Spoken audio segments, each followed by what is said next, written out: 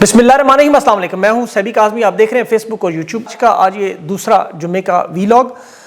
इसमें इंतहाई अहम खबरें। पाकिस्तान पर पहला ड्रोन हमला, और ये हमला क्या ईरान की तरफ से था या अफ़गानिस्तान की तरफ से था, ये अभी इसकी तफ्तीश हो रही है। लेकिन इस हमले का जो मलबा अभी पाकिस्तान एयरफोर्स ने इसको गिराया, मरगला हिल पर पड़ा हुआ है। ये दूसरा हमला था, एक ड्रोन हमला कोहाट पे भी हुआ है। तफसील मैं बताता हूँ आपको आगे। जो अभी अमेरिका जंग ख़त्म करने के लिए एक बड़ा फॉल्स फ्लैग 9/11 जैसा ज़मीनी फ़ौज वाला एक बड़ा साजिश बेनकाब हुई है। वज़ीर दिफ़ा की आज धमकियों का ईरान की बहादुर लीडरशिप ने इसराइल अमेरिका जिन्हें ढूंढते फिरे थे सड़कों पर निकल कर पैगाम दिया। ईरान की अवाम ने भी आज एक नया रिकॉर्ड लगा दिया। अमेरिका के जहाज़ों के एक्सीडेंट हो रहे हैं, क्या हो रहा है, 3 जहाज़ नए तबाह पागलपन होने के नताइज सामने आ रहे हैं। 3000 इसराइलियों की आज तल अवीव और यरूशलेम में क्या हुआ, ये भी तफसील आप बताता हूँ। B-52 बम्बार तैयारों की ईरान आमद और ईरान के जवाबी हमले। पाकिस्तान पर आज अफगानिस्तान की तरफ से पहला फ़ज़ाई खुदकश ड्रोन हमला, और इसके क्या नताइज निकले। फील्ड मार्शल ने कम्बैट लिबास पहन लिया। अब तहरीक इंसाफ की आज बड़ी प्रेस कॉन्फ्रेंस भी सामने आई। सुहेल अफरीदी ने जजेस को वार्निंग दी, और ईद के बाद इनकी क्या तैयारियां मुकम्मल हैं, इसकी भी तफसील पे बात करेंगे। और मरियम नवाज के जहाज़ के वियना में अभी तक पता नहीं चल रहा पार्किंग में क्यों खड़ा है, कौन गया, क्या लेकर गया। तमाम तफसील से खबरों की बात करते हैं। आज यौमुल कुद्स था। ईरान आपको पता है तेल अवीव में 43वीं मिसाइलों की लहर से इसका इन्होंने आज बयान जवाब दिया। चाइना न्यूज़ ने इसकी तेल अवीव से टकराते हुए मिसाइलों की वीडियोस जारी की, तबाही के मनाजर दिखाए, और वो मिसाइल भी दिखाए कि जिन पर लिखा था कि बच्चों के साथ ज्यादती करने वालों के लिए वैक्सीन भेज रहे हैं। मेड इन ईरान नीचे लिखा था। तेल अवीव में इंटेलिजेंस इदारे की बिल्डिंग के जलने के मनाजर और कुछ वीडियोस की ज़ाहिर तस्दीक मुश्किल है। ब्लूमबर्ग ने अलबत्ता ईरानी मिसाइल हमलों में अब तक 3000 इसराइलियों के जख्मी होने की आज की इतला दी है। 9 की हालत नाजुक, 12 सिविलियन और 2 फौजी इसमें। इसके साथ अमेरिका के हवाले से जो अब तक 13 अमेरिकी फौजी जो है वो हलाक हो चुके हैं, और 140 जो है वो ज़ख्मी हैं। 7 पहले मारे गए थे, 6 जो है वो अभी KC-130 जहाज़ में इराक में मारे गए। वो तफसील मैं आपको बताता हूँ। लेकिन इसराइल में जो अभी एक कुदरती गैस और तनसीबात में आग लगी हुई वीडियोस पूरे सोशल मीडिया पर गर्दिश कर रही हैं। और तेल अवीव में स्टॉक एक्सचेंज के ऊपर भी हमला हुआ। इसराइल के जो मुआशी हब है, वहाँ पर बैंक्स हैं, बड़ी फाइनेंशियल कंपनियाँ हैं, दफातर हैं, वहाँ भी हमले हुए। इसके अलावा जो उनके डाटा सेंटर हैं, इन कंपनियों के बड़े रिकॉर्ड रूम्स जो हैं, वहाँ भी आज ईरान के मिसाइल लगते रहे, और वो बिल्डिंग्स भी तबाही का निशाना नज़र आ रही हैं। आज सऊदी डिफेंस ने भी ऐलान किया कि आज जुम्मे की दिन 24 घंटों में 64 ड्रोन और 2 बैलिस्टिक मिसाइल ईरान की तरफ से लॉन्च हुए, इंटरसेप्ट किए गए। और 7 अमरीकी अपने जहाज़ों को खुद आग भी लगा रहे हैं। ये ईरान का दावा है कि वो मैदान जंग में बचने के लिए जलाल फोर्ट में जो आग लगी वो खुद लगाई। ईरान ने अब तक 16 टैंकरों पर अबनाए हरमस में हमला किया। कमर्शियल शिप, कार्गो जहाज़ हैं, 4 जहाज़ उसमें इन्होंने शदीद नुकसान यानी तबाह बर्बाद हो गए। और अमरीकी अहदेदारों का कहना है कि ईरान ने अबनाए हरमस में बारूदी सुरंगें बिछा दी हैं। अब यहाँ पर एक और बड़ा ख़तरनाक मामला, जो ईरान की तरफ से नेटो की एयरबेस तुर्की पर हमला हुआ, वहाँ 50 के करीब न्यूक्लियर बम रखे हुए हैं। ईरान ने इस फैसिलिटी पर मिसाइल मारे जो कि रोक लिए गए। लेकिन ईरान ने डोनाल्ड ट्रंप के इस बयान के बाद, ये जो बयानिया डोनाल्ड ट्रंप बनाना की कोशिश कर रहा है कि G7 के रहनुमाओं कह रहा है कि ईरान अब सरेंडर करने जा रहा है, जो कि ज़ाहिर है बिल्कुल झूठ निकला। उसके मैं आपको आगे सबूत भी बताता हूँ। लेकिन अमरीकी सहाफ़ी टकर कार्लसन ने जो ख़तरनाक इंकशाफ किया कि एक फॉल्स फ्लैग ऑपरेशन की तर्ज पर 9/11 जैसा अमेरिका में दोबारा हमले की कोशिश होगी, और ज़ाहिर है उसमें अमेरिका अभी तक चूँकि ईरान में हुकूमत वहाँ गिराने में नाकाम हुआ है, और वहाँ ईरान में ज़ाहिर है फ़ौज जब तक ज़मीनी दाखिल ना की जाए उस वक्त तक ये होना नामुमकिन है। जैसे दुनिया के बाकी ममालिक भी इस वक्त अमेरिका का साथ नहीं दे रहे ईरान की मुखालफत में उस तरह, जैसे पहले 9/11 के बाद दी थी। तो ये ऐसे हमले में उन ममालिक को जोड़ना चाहते हैं, जैसे पाकिस्तान जैसे मुल्क। अब यहाँ अमेरिका की नेशनल सिक्योरिटी को एक दफ़ा फिर ख़तरे में शामिल रखने का, बताने का, फ़ौज को बहाना देने का, ज़मीनी फ़ौज को, कि वहाँ हम जाकर फिर हुकूमत बदलेंगे। इसके अलावा इनके पास और कोई तरीका नज़र नहीं आ रहा, या फिर न्यूक्लियर हमला, जो कि मुमकिन नहीं है। अब डोनाल्ड ट्रंप के इस बयानिए के बाद कि अमेरिका के अंदर ईरान के स्लीपर सेल्स मौजूद हैं, FBI ने भी वो ईमेल की, कैलिफोर्निया पर हमले की, ये सारा उसी सिलसिले की कड़ी है। लेकिन ये असल मामला देखें, जो बिलियनर्स का एक क्लब बना है जिसे बोर्ड ऑफ पीस कहते हैं, आप सिर्फ उसके बनने के बाद के हालात देखें कि फ़लस्तीन में 700 लोग शहीद किए गए, ईरान में 1600 के करीब, जिसमें 200 बच्चे भी हैं। पाकिस्तान के अंदर भी 35 से 50 शहरी अभी शहीद हुए। लेबनान के अंदर आप देखें वहाँ 800 के करीब लोग शहीद हुए। अरब अमारात में देखें वहाँ 10 के करीब जो है लोग शहीद हुए। अमरीकी फ़ौजी भी इसमें कुछ 13 के करीब जो है मारे जा चुके हैं। मकसद क्या है कि इसराइल को महफूज बना। लेकिन क्या इसराइल आज महफूज है? اسرائیل اب پہلے سے زیادہ غیر محفوظ ہو چکا ہے. اب اس پوری جنگ کو ہارنے کے بعد بیانیہ صرف چاہیے. جو وزیر دفاع امریکہ کا ابھی ایک پریس کانفرنس میں کہہ رہا تھا کہ ہم نے 16,000 حملے کیے ہیں، لیکن اس کا نتیجہ کیا نکلا؟ اس نے کہا دیکھیں جی ایران کی قیادت زیر زمین چلے گئے. میں وہ آپ کو آگے چل کے بتاتا ہوں وہ بھی، لیکن یہ اسی بیانیے کا تسلسل ہے جس طرح یہ اپنے تمام نقصانات کو حادثہ قرار دیتے ہیں. اب ان کے 3 F-15 جہاز گرے کویت میں، آپ نے دیکھا، تو انہوں نے کہا جی یہ تو ایک بہت بڑا حادثہ ہوا ہمارے ساتھ. MQ-9 ریپر ان کا جو گرا، اس نے کہا حادثہ ہے. ابھی جیرلڈ فورڈ میں آگ لگی رات کو، وہ بھی حادثہ. عراق میں KC-135 جو گرا ہرکولیس کی طرح کا بڑا طیارہ، جس کو ابھی نیو یارک پوسٹ نے کنفرم کیا کہ اس کے اندر 6 حملے کے لوگ جو مارے گئے. امریکی سینٹرل کمانڈ نے پریس ریلیز جاری کی، 24 گھنٹوں کے اندر کی شناخت کی جائے گی، لیکن انہوں نے کہا جی یہ بھی حادثہ ہوا ہے. بحرین میں ملٹری بیس ہوں، عراق میں، کویت میں، قطر میں، سعودی عرب، جہاں جہاں ملٹری بیسز پر حملے کامیاب ہوئے انہیں حادثے قرار دے دیا گیا. اب اتنے زیادہ حادثات ان کے ساتھ ہو، لیکن اصل معاملہ جو ٹائمز نے امریکی وزیر دفاع کے حوالے سے رپورٹ جاری کی کہ ایران کی جنگ میں امریکہ نے اتنا اہم اسلحہ استعمال کر لیا جو عام حالات میں کئی سال تک چل سکتا تھا. پھر جتنی تیزی سے ہتھیار ختم ہو رہے ہیں، خاص طور پر جدید طویل فاصلے تک مار کرنے والے ٹاما ہاک میزائل، ایک بڑا ذخیرہ استعمال ہو چکا ہے اور اس کے اثرات کئی سال تک امریکہ کو نظر آئیں گے. اب یہ اسلحہ آپ کو پتہ ہے کہاں زیادہ تر استعمال ہوا؟ ابھی چین نے پھول جانے والے ہوا سے بنے کھلونے جو ایران کو دیے، جس میں ٹینک لانچر تک وہ بنے نظر آتے ہیں. وہ آپ چین کی ویڈیو دیکھیں، وہ غباروں کی مدد سے بڑے بڑے لانچرز بنے، ان پر وہ بمباری کرتے رہے. اربوں ڈالرز کا اسلحہ انہوں نے اس پہ لگا دیا. پینٹاگون ابھی $50 ارب کی اضافی فنڈنگ کی درخواست کر رہا ہے، جبکہ وزیر دفاع کا بیان سنیں ان کے تو وہ کہہ رہا ہے اب نائے ارمز میں ہم ایران سے کہہ رہے ہیں ہمیں نہ ماریں، فائر نہ کریں تو ہم نکل جائیں گے. یعنی دنیا کا واحد ایٹمی اتنا بڑا ملک جس کا دفاع $1.5 کھرب، وہ کہہ رہا ہے ایران نہ مارے تو ہم نکل سکتے ہیں جنگ میں. اب یہ وہ بیانیہ کی لڑائی ان کے پاس رہ گئی ہے سوشل میڈیا پہ جو لڑی جاتی ہے. بڑے اکاؤنٹس ان کے جو انویسٹیگیشن میں بھی جوش آن لائن نامی اکاؤنٹ نے تحقیق کی تو ان اکاؤنٹس میں 70% ایسے نکلے جو امریکہ سے باہر سے آپریٹ ہو رہے ہیں، یعنی اسرائیل یا کسی حد تک ہندوستان. اس جنگ کی حمایت میں اسرائیل اور امریکہ کی مدد یہی لوگ کر رہے ہیں. باقی جو 30% اکاؤنٹس ہیں وہ امریکہ سے آپریٹ ہوتے ہیں، وہ جنگ کے سخت مخالف ہیں، کیونکہ اس وقت امریکی اس سے براہ راست اس جنگ سے متاثر ہو چکے ہیں، براہ راست. اب یہ بیانیے کی طرف جنگ جا رہی ہے. صرف اسرائیل نے ظاہر حسب سابق کوئی رونا دھونا بھی ڈال دی ہے ساتھ ساتھ کہ دیکھیں آج یوم القدس کے موقع پر ایران کے میزائل یروشلم پر گر رہے ہیں، اور یہاں چند میٹر کی دوری پر مسجد اقصیٰ بھی ہے، قدیم چرچ بھی ہے وہاں، اور وہاں انہوں نے آگ بھی لگائی کہ دیکھیں جی میزائل بھی گرے ہوئے. اب یہ وہ خوف ہے، کہہ رہے ہیں جی کہ لوگ مسجد اقصیٰ میں آ نہیں رہے، حالانکہ سب جانتے ہیں یہاں تو کسی کو آنے نہیں دیتے.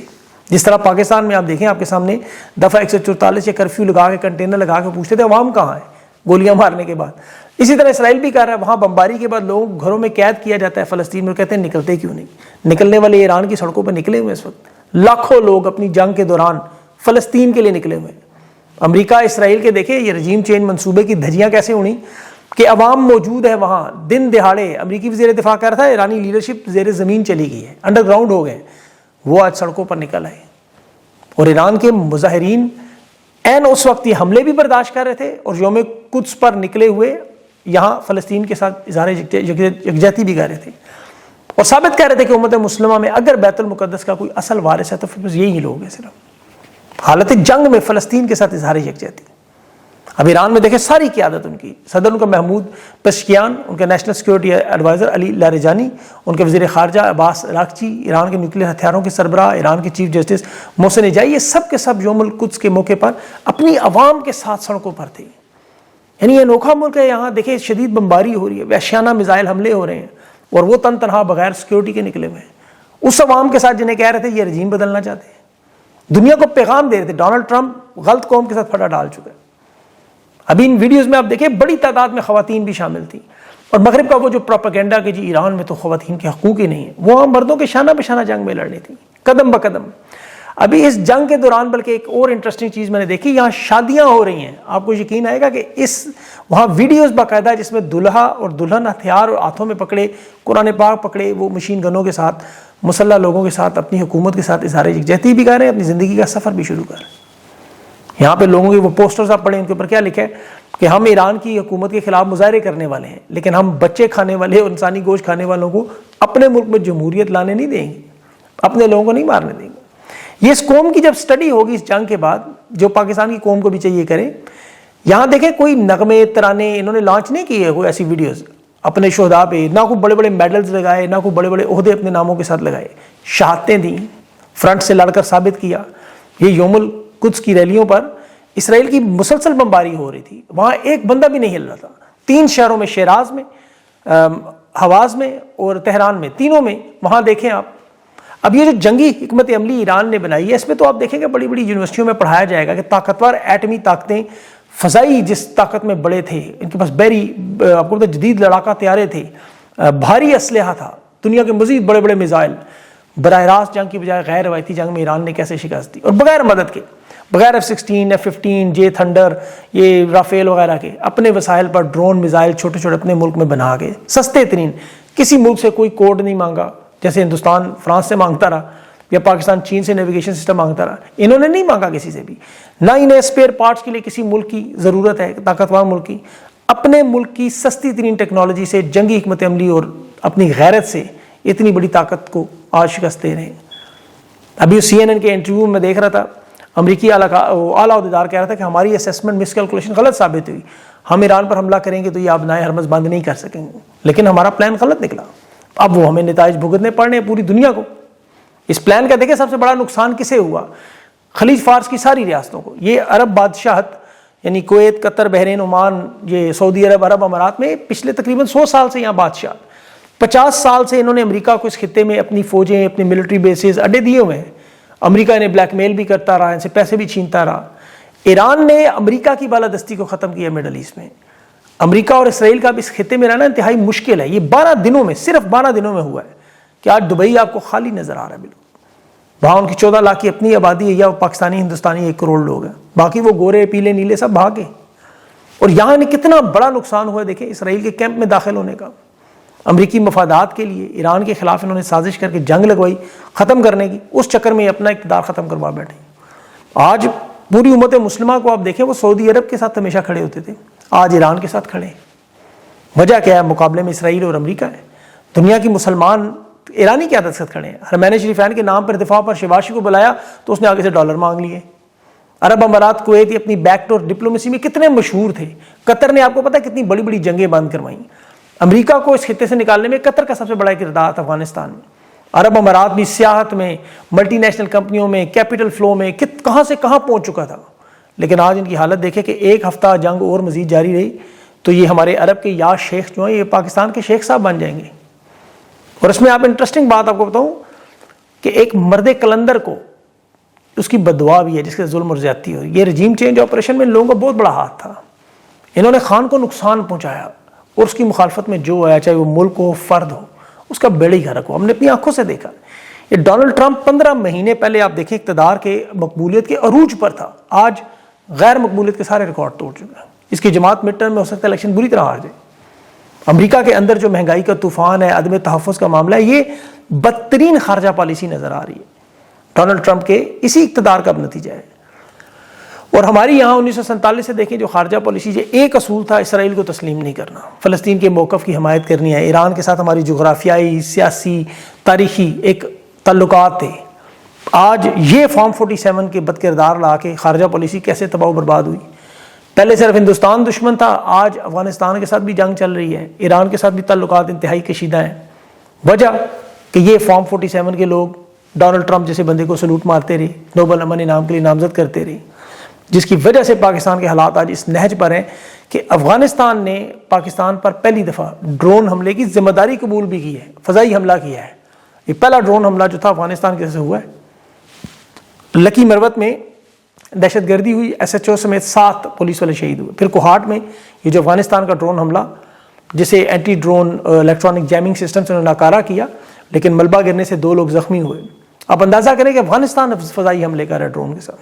یہ اس خارجہ پالیسی کا نتیجہ ہے کہ جو اس ملک میں اقتدار میں، جو ان بدترین حالات میں بھی کہتے ہیں جی بس کمبیٹ ڈریس پہن لیا، یا وہ مریم نواز کا جہاز ابھی 1 ہفتہ پہلے خریدا اور وہ کہہ رہے ہیں مرمت کے لیے پہنچا ہے. پتہ نہیں اس کی کمر کا درد مریم نواز صاحبہ کی طرح نکلا ہے، اتنا وزن ڈال دیا، کتنے لوگ اس میں بیٹھ کے، پتہ نہیں. 7 گھنٹے کی فلائٹ ایئرپورٹ چارٹرڈ ہینگر پہ ابھی بھی وینا میں کھڑا ہے. پارکنگ میں 30,000 یورو یعنی 1 کروڑ سے زیادہ اس کا پارکنگ کا خرچہ.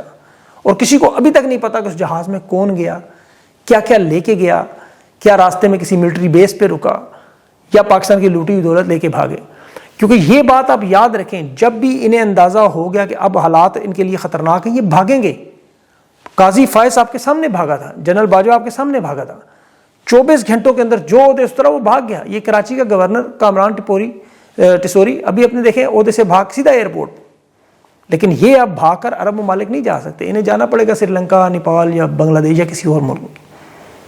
یہ عمران خان کی مخالفت میں ان کا انجام ہوگا. یہ میری بات آپ یاد رکھیں, لکھ کے رکھ لیں کہیں.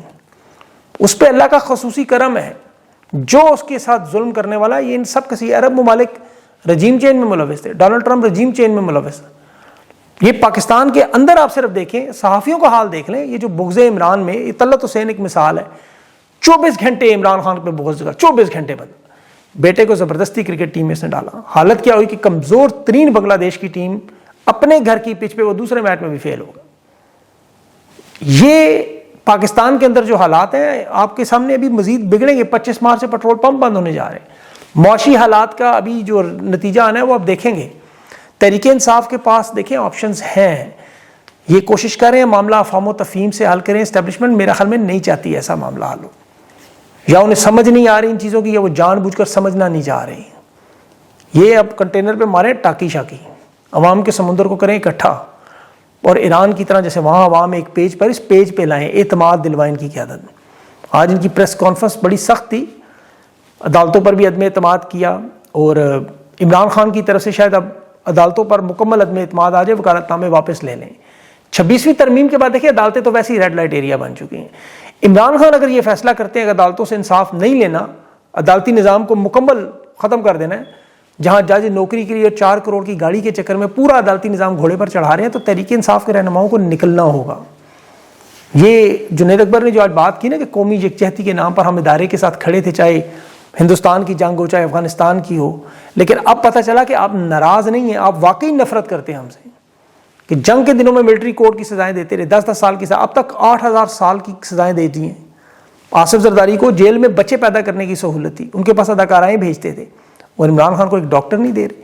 تو یہ قوم کو سوچنا ہے, تحریک انصاف کی قیادت کو سوچنا ہے کہ انہیں ایک پیج پہ لا کے, عید میں آپ دیکھیں بڑے تھوڑے دن رہے, 6-7 دن ہیں ان کے پاس, ان 6-7 دنوں میں اپنا لائے عمل عوام کے سامنے رکھیں, اور ان حالات میں میرے خیال میں ان کے لیے کوئی مشکل نہیں ہونی چاہیے. تو یہ ضرور اپنا دباؤ, سیاسی دباؤ پرامن انداز سے عمران خان کو رہا کروانے میں کامیاب ہو جائیں گے.